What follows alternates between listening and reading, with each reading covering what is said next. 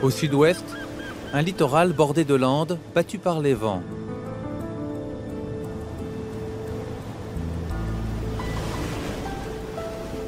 Au centre, des hameaux colorés et de riches terres agricoles.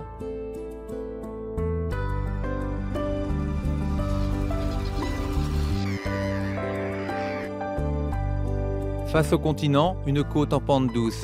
Propice au débarquement des pilleurs, elle a été fortifiée dès le XIVe siècle. Les remparts du port de Palais, eux, remontent au XVIIe siècle. À 14 km au large de Quiberon, Belle-Île est la plus grande des îles du Ponant.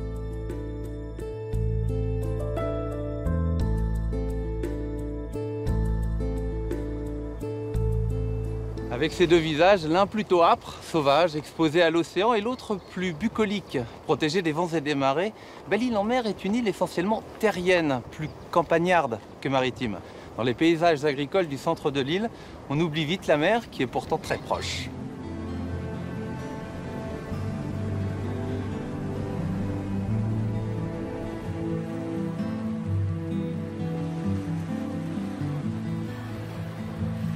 Le phare de Goulfard culmine à 92 mètres au-dessus de l'océan et de la campagne belle-îloise. Julien Froger travaille à la communauté de communes de Belle-Île. Il est notamment en charge de la gestion du paysage littoral.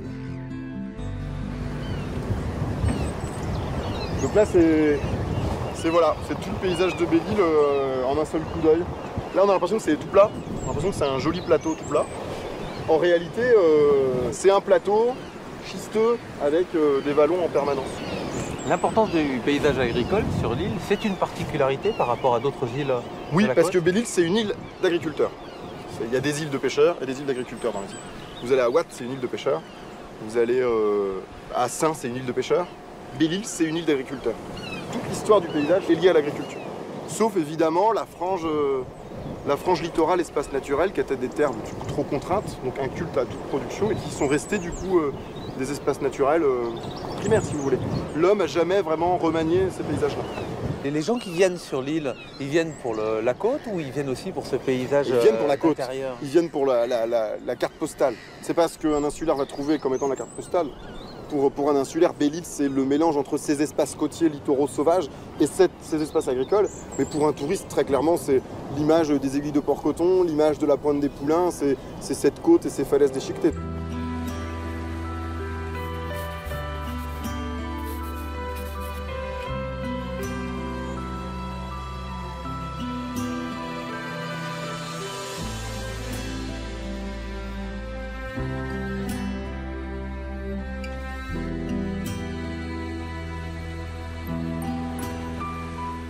La côte sauvage de Belle-Île a attiré et inspiré de nombreux artistes peintres.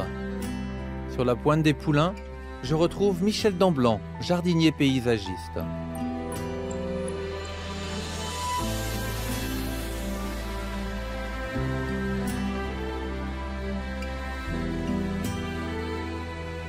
C'est étrange cette architecture, ça correspond à quoi comme bâtiment?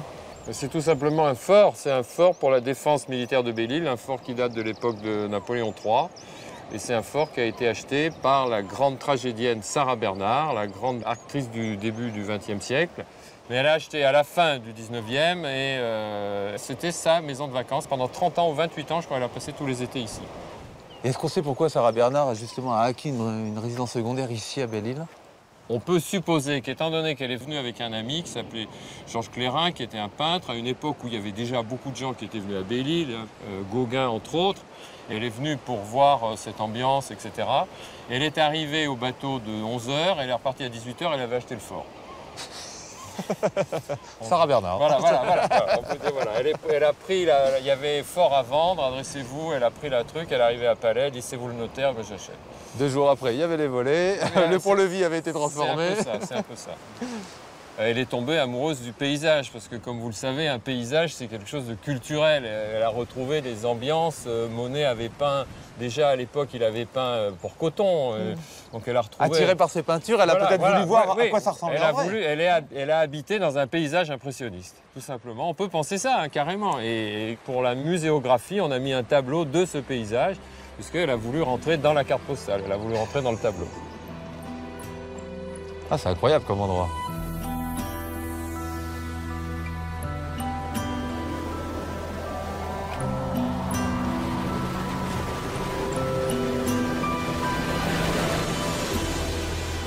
C'est Sarah Bernard elle-même qui a redessiné tout l'endroit, les jardins?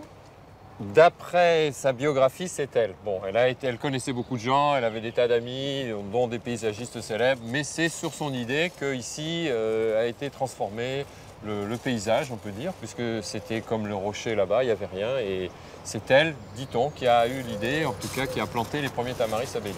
Les tamaris, c'est ces arbustes-là? Les tamaris, ce sont ces arbustes-là qui sont beaucoup intégrés maintenant dans le paysage breton, mais qui en fait viennent du Sahara. Ça vient du Ténéré.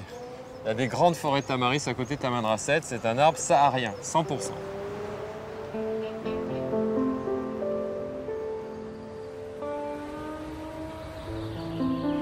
Et pourquoi le tamaris en particulier? Contrairement à ce qu'on pourrait croire, ce ne sont pas des épines, ce sont des feuilles adaptées qui ressemblent à une feuille de thuya en quelque sorte, qui est plate pour résister au vent. Ces feuilles sont salées. Voilà. Ah oui, c'est incroyable. C'est-à-dire que le sel ne va pas pénétrer à l'intérieur du tamaris, le sel va rester à l'extérieur et il ne va pas la détruire, comme tous les désherbants sont à base de sel, les chlorades sont à base de sel. Et lui, il le fixe à l'extérieur et il n'est pas détruit par le sel. Il ne passe pas dans la végétation, il ne passe pas dans l'eau végétative, il ne passe pas dans la sève. Et grâce à ça, il va pouvoir pendant tout l'été avoir son feuillage, donner des graines évidemment, qui vont proliférer et se ressemer, puisque c'est le but des plantes, c'est d'amener la génération suivante. Et c'est cette capacité qui lui donne la possibilité de se trouver bien ici à Belle-Île. C'est grâce à ça qu'il a été sélectionné finalement par les gens qui ont trouvé que cette plante-là avait tous les avantages, puisqu'elle permettait de planter à l'arrière, de créer des jardins clos qui étaient protégés du vent et d'autant plus du vent salé, on l'appelle ici le salin, qui est vraiment l'ennemi de tout jardinier.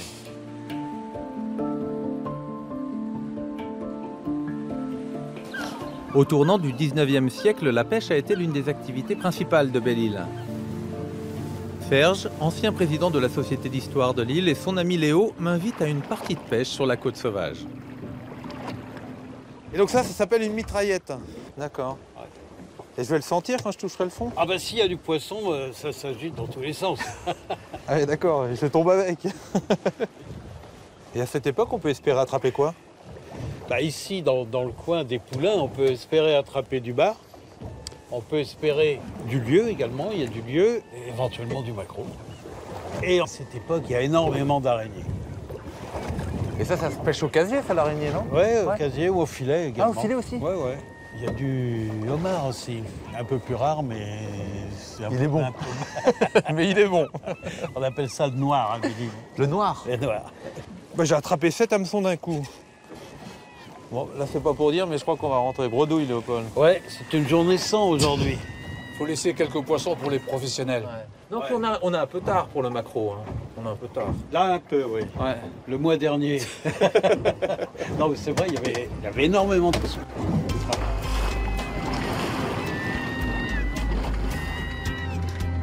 Nous accostons à Sauzon.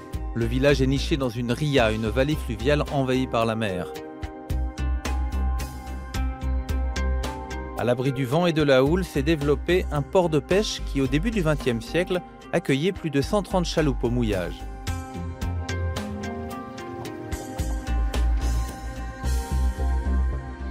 Dans le port, il y a surtout des bateaux de plaisance. Ouais. Est-ce que Sauzon a été un port de pêche important? Oui. Ah oui, Sauzon c'est une vocation de pêcheur. Belle-Île est une île de paysans. Mais Sauzon, c'était des pêcheurs. À quand remonte l'âge d'or de la sardine? Il y a eu une époque où ça a été une grande activité ici, la pêche de la sardine. Il y a eu toute la période de la guerre qui a fait que la sardine n'a pas été pêchée.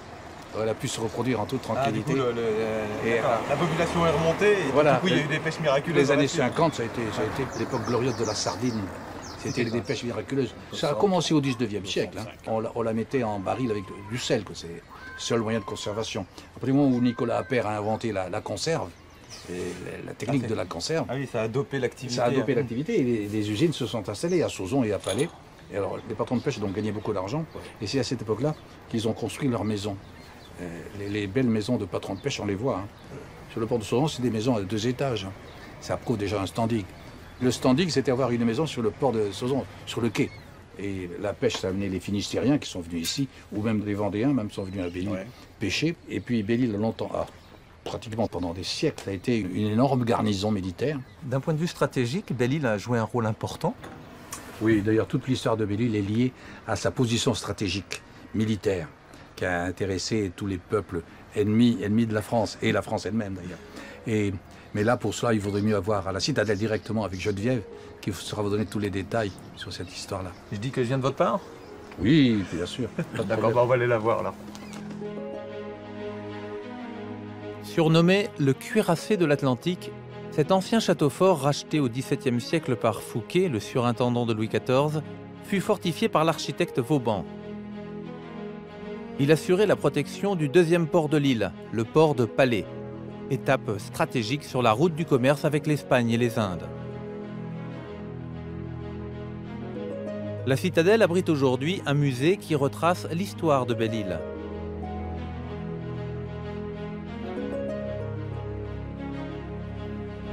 Geneviève Tinchamp en est la conservatrice.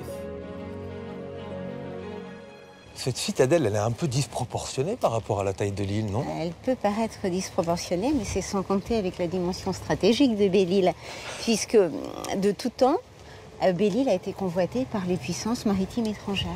Par les Anglais, par les Saxons, par les Normands, parce que Belle-Île était une île éloignée du continent, 13 km. Et ça la rend stratégique? Ça la rend stratégique, puisqu'en aucun cas des boulets venus du continent ne peuvent atteindre Belle-Île. Et cette citadelle, elle a rempli son office, à savoir défendre l'île, elle n'a jamais été prise? Elle a été prise par les Anglais en 1761, parce que le maréchal de Vauban avait prévu toute une enceinte urbaine autour de Palais, pour éviter la progression ennemie, mais cette enceinte urbaine n'a pas été réalisée. Et donc les Anglais se sont contentés de mettre leurs canons sur des hauteurs similaires à la citadelle, en face de la citadelle. Ils ont canonné tant et tant qu'ils ont percé une large brèche dans l'enceinte de la citadelle et on a opéré une reddition de Belle-Île qui est devenue anglaise, jusqu'en 1763, 2 ans d'occupation anglaise. Et finalement, les Anglais seront boutés hors de l'île? Comment ça va se passer? Parce qu'aujourd'hui, elle est à nouveau française, donc oui, j'imagine qu'il y a eu un retour des choses. Un traité de paix, le traité de Paris en 1763, qui va procéder à un échange. Donc la France avait pris Minorque à l'Angleterre en 1705. Donc l'Angleterre a pris Belle-Île à la France en 1761. Eh bien, on a échangé les 2 îles. Ah, on a échangé un troc d'île où tout le monde trouvait son compte, finalement. Donc il n'y aura pas de bataille pour le retour de Belle-Île? Non, les choses sont passées de manière tout à fait pacifique.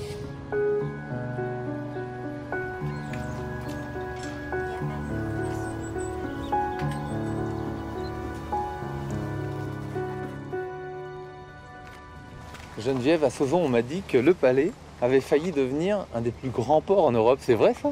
Oui, c'était les projets de Nicolas Fouquet. Pour cela, il va s'attaquer à la refection du port de Palais.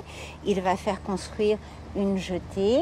Il va également agrandir le port et installer de nombreuses presses à sardines au fond du port de Palais. Mais qu'est-ce qui motive justement la construction d'un port important alors qu'on est sur une île? C'est pas très pratique par rapport au continent. Non, mais Nicolas Fouquet souhaite tirer parti des ressources de Belle-Île. Qui sont le froment, le blé et qui sont également la sardine. Déjà, à cette époque, la sardine vient passer ses vacances à Belle-Île. C'est une denrée importante pour l'alimentation. Donc, de très nombreux petits bateaux sardiniers vont être armés pour cette pêche. Donc, ce qui motive le projet au départ, c'est la possibilité de pouvoir exporter les 2 grands produits de l'île, issus de l'agriculture, le blé, et issu de la mer, la sardine. Tout à fait, c'est de tirer parti des ressources naturelles de Belle-Île. Mais il n'en oublie pas moins ses objectifs militaires et parallèlement aux grands travaux du port, il mène de grands travaux sur la citadelle.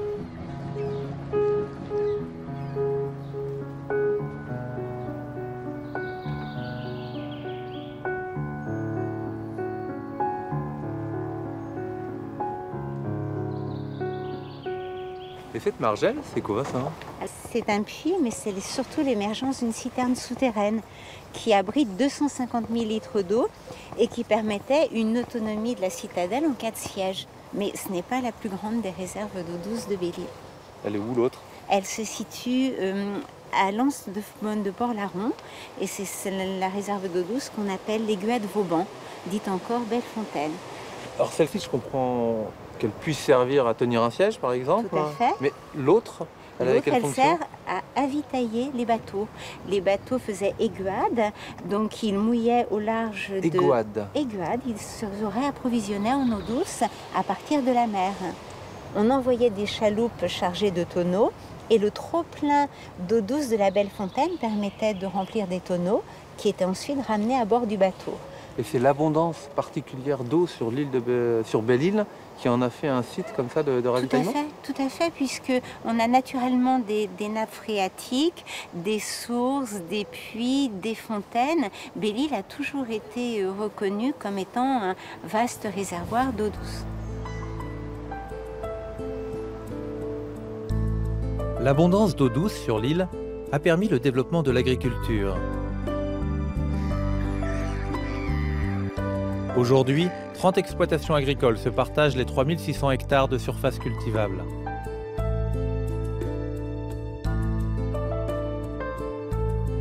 Exposées aux embruns, les prairies de l'île offrent un pâturage légèrement salé et iodé aux troupeaux.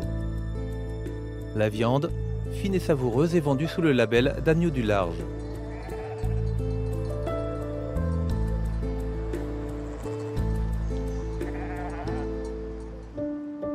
Depuis une vingtaine d'années, avec la déprise agricole, les paysages se sont transformés. Par endroits, les friches ont remplacé les champs cultivés. Guillaume Février est chargé de projet à la Maison de la Nature à Belle-Île.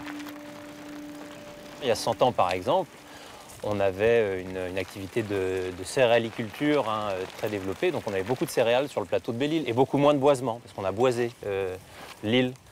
Notamment au remembrement dans les années 70. C'est-à-dire que les pins, tout ça, là, ça c'est récent? Ah oui, c'est assez récent. On a des pins, on a des cyprès. Ça, le cyprès de Lambert, c'est une espèce qui vient naturellement de Californie. Est-ce qu'on pouvait trouver avant, c'était plutôt ça? Espèce de lande un peu épineuse, là? Ouais, là aussi, il faut faire une distinction peut-être entre différentes parties du territoire. Il y a le littoral bellilois qui est très pelé par le vent. Et puis à l'intérieur de l'île, il y avait des terrains les plus pauvres qui étaient laissés en lande. Parce que la lande, qui est constituée de l'ajon, cette plante très, très costaud, a été utile pour différentes choses. Pour le bois, pour faire pour chauffer? Pour chauffer, tout simplement. Pour aussi donner à manger aux chevaux. On broyait les parties les plus tendres avec des broyeurs à lande pour les chevaux. Et aussi l'humus de lande qui était utilisé comme engrais dans les labours, par exemple, dans les jardins. Et aujourd'hui, c'est plus vraiment utilisée et pour autant, elle est encore présente dans le paysage. On se chauffe avec de l'électricité maintenant, ouais. plus. Et alors la lande va recoloniser parce que certaines parcelles qui étaient anciennement en céréales, par exemple, et agricoles, elles sont délaissées. Donc la lande revient dans différents endroits. Par défaut, c'est ça qui reprend le pouvoir sur l'île. Tout à fait, c'est même déjà le cas dans un certain nombre d'endroits de Belle-Île, comme on le voit ici. Ici, on n'est pas très loin de la côte et c'est des espaces qui ont été délaissés par l'agriculture. Donc à partir d'une prairie herbeuse initiale, on peut imaginer qu'elle va commencer à être colonisée par des ronces, un peu d'ajoncs. Et à la fin, je dirais même qu'il y a d'autres plantes qui vont revenir, un peu plus arborescentes, comme le prunelier, qui est vraiment, lui, très compétitif et qui va bloquer vraiment l'écosystème, si on veut, et donc le paysage. Voilà. Et c'est l'évolution qu'on subit à Belle-Île dans différents coins.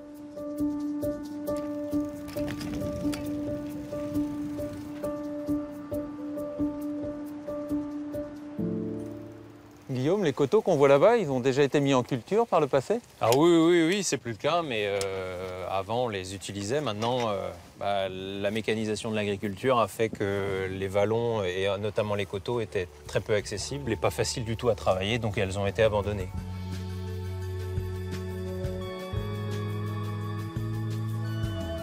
Aujourd'hui, la majorité des terres agricoles se situent sur les plateaux, plus faciles à exploiter.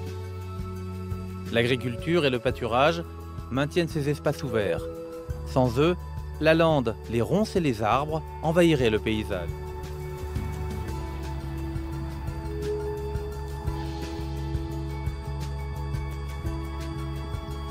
Qu'est-ce qui fait l'identité de la campagne de Belle-Île-en-Mer? C'est ça.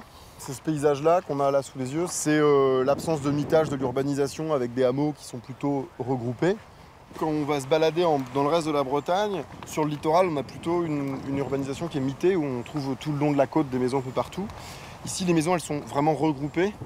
Autour, historiquement, enfin, chaque village, c'était 2-3 fermes de 3 familles, en fait. Donc historiquement, on avait des hameaux constitués de 2-3 maisons. Puis autour de ces hameaux sont venus du coup se greffer principalement de la résidence secondaire. On a construit dans la continuité de ça, mais on n'a pas construit en mitage. C'est-à-dire que très tôt, il y a eu cette conscience environnementale, cette conscience écologique, parce qu'on est sur une île. Et du coup, très tôt, on a bloqué le fait qu'on puisse construire partout, n'importe où. Et du coup, dans le paysage, évidemment, on est dans une vraie campagne quand on est à se balader entre ces villages. Alors que sur le continent, le littoral continental, que j'adore aussi, souvent, voilà, on a toujours une maison pas loin, etc., un peu paumée entre des champs. Voilà.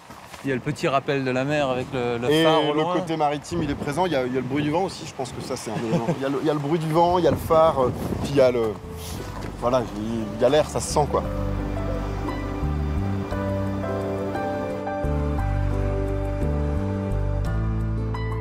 À l'abri du vent et des embruns, au cœur des hameaux, des fleurs exotiques s'épanouissent.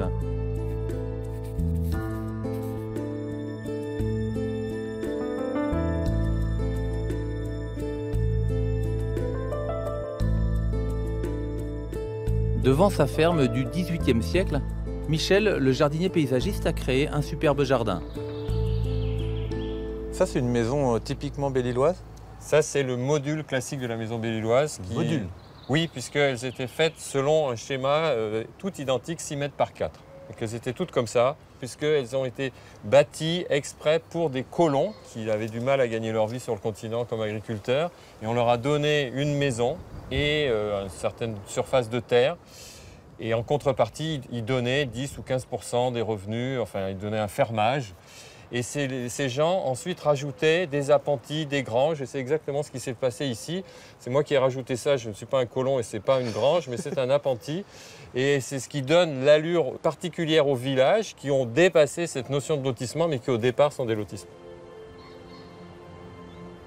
Ça, c'est une particularité locale d'avoir un palmier dans son jardin aussi? Oui, c'est une particularité locale. On retrouve ça à Belle-Île, mais également à Auray, par exemple, des endroits où il y avait des navigateurs. Et les pilotes ou les marins qui avaient navigué récupéraient des plantes et les amenaient, les plantaient chez eux. Et le palmier était celui qui était choisi à 99,9% des cas. Quand on voit un palmier dans un jardin, ça veut dire que le propriétaire ou un de ses ascendants était pilote, marin, et qu'il l'a rapporté. Il y a toutes les chances. Mais celui-là, c'est vous qui l'avez planté? Celui-ci, c'est moi qui l'ai planté.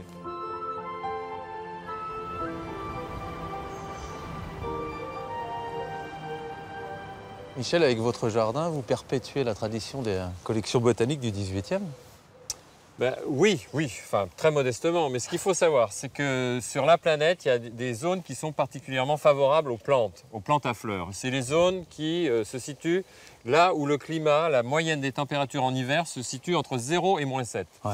C'est ce qu'on appelle le climat méditerranéen. Mais le climat méditerranéen ne concerne pas que la Méditerranée. On l'a appelé comme ça puisque traditionnellement, dans la culture grecque, etc. C'est une référence. Ouais. C'est une référence et ce climat méditerranéen concerne l'île du Sud en Nouvelle-Zélande, concerne l'Australie, la Tasmanie, d'où viennent les eucalyptus, qui sont juste là, concerne la province du Cap, dont viennent ces plantes, donc les ostéospermums. Ça veut dire qu'ils ont des graines en forme d'os et qu'on appelle les marguerites du Cap, qui sont comme les marguerites des champs chez nous, poussent dans la province du Cap. Et si ça pousse sur Belle-Île, ça veut dire que Belle-Île a les caractéristiques de ce climat méditerranéen? Elle a la caractéristique que les hivers se situent entre -1 et -7. Bon, les étés, il peut y avoir des différences, etc. Mais on retrouve des gelées légères et c'est ce qui plaît à ces plantes-là.